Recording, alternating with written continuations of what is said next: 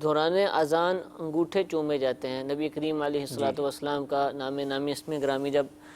مؤذن صاحب کہتے ہیں تو اس وقت انگوٹھے چومے جاتے ہیں، تو کیا اس کی اجازت ہے؟ نبی کریم صلی اللہ تعالیٰ علیہ وآلہ وسلم کا نام نامی سن کر جو ہے وہ انگوٹھے چومنا، اول تو یہ ہے کہ یہ انگوٹھے جو چومے جاتے ہیں اس کا حکم یہ ہے کہ یہ مستحب ہیں، کیونکہ نبی کریم صلی اللہ تعالیٰ علیہ وآلہ وسلم کا نام نامی سن کر انگوٹھے چومنا یہ آپ علیہ السلام سے محبت اور تعظیم کی بنیاد پر ہے۔ آپ علیہ السلام کی محبت میں بندہ جو ہے وہ انگوٹھے چومتا ہے، اور اس سے متعلق جو ہے وہ روایات بھی ہیں۔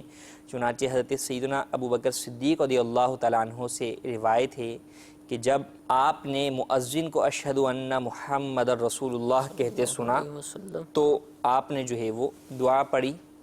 اللہم متعنی بالسمع والبصر، اور دونوں کلمے کی انگلیوں کے پورے چوم کر آنکھوں سے لگا دیے۔ اس پر نبی کریم صلی اللہ تعالیٰ علیہ وآلہ وسلم نے ارشاد فرمایا، جو ایسا کرے جیسا میرے پیارے نے کیا اس کے لیے میری شفاعت حلال ہو جائے گی۔ یہ حدیث جو ہے وہ دیلمی نے مسند الفردوس میں روایت کی۔ یوں ہی ایک اور روایت میں ہے کہ حضرت سیدنا خضر علیہ السلام سے روایت ہے کہ ارشاد فرماتے ہیں کہ جو شخص مؤذن سے اشہد ان محمد رسول اللہ سن کر مرحباً بحبیبی وقرۃ عینی محمد بن عبداللہ صلی اللہ تعالیٰ علیہ وسلم کہے اور پھر دونوں انگوٹھے چوم کر آنکھوں پر رکھے، اس کی آنکھیں کبھی بھی نہ دکھیں گی۔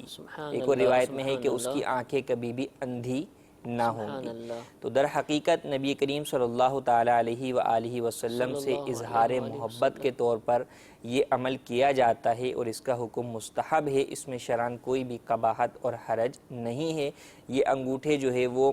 اذان میں بھی چومے جا سکتے ہیں، اقامت میں بھی جو ہے وہ چومے جا سکتے ہیں، اور اس کے علاوہ بھی جب بھی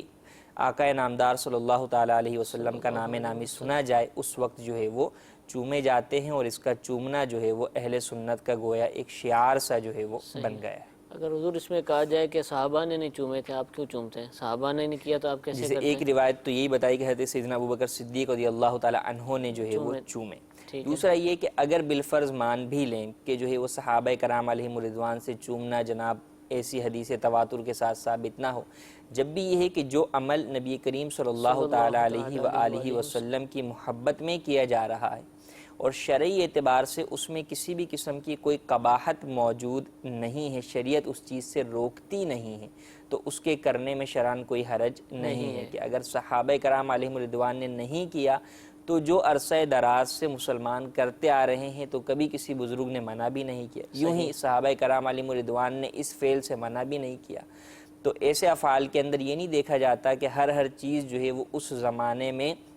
رسالت آپ صلی اللہ تعالیٰ علیہ وآلہ وسلم یا آپ کے اصحاب سے ثابت ہو تو ہی کی جائے گی، ورنہ تو فی زمانہ بے شمار چیزیں جو ہے وہ رہ جائیں گی، چینل کے اوپر آپ سلسلہ بھی نہیں دیکھ سکیں گے کہ یہ بھی اس زمانے کے اندر نہیں تھا۔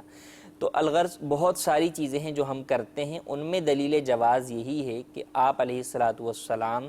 یا آپ کے اصحاب یا قرآن و حدیث میں ان چیزوں سے منع نہیں کیا گیا، اور شرعی اعتبار سے ان میں کوئی ایسی خرابی بھی نہیں پائی جاتی، اس لیے ان کا کرنا جائز ہے۔ پھر جب وہ نبی کریم صلی اللہ علیہ وسلم سے محبت کے خاطر کی جاتی ہیں تو اس کے اندر جو ہے وہ ثواب کا جو ہے وہ اجر کا پہلو بھی پایا جاتا ہے۔ ٹھیک ہے، جزاک اللہ۔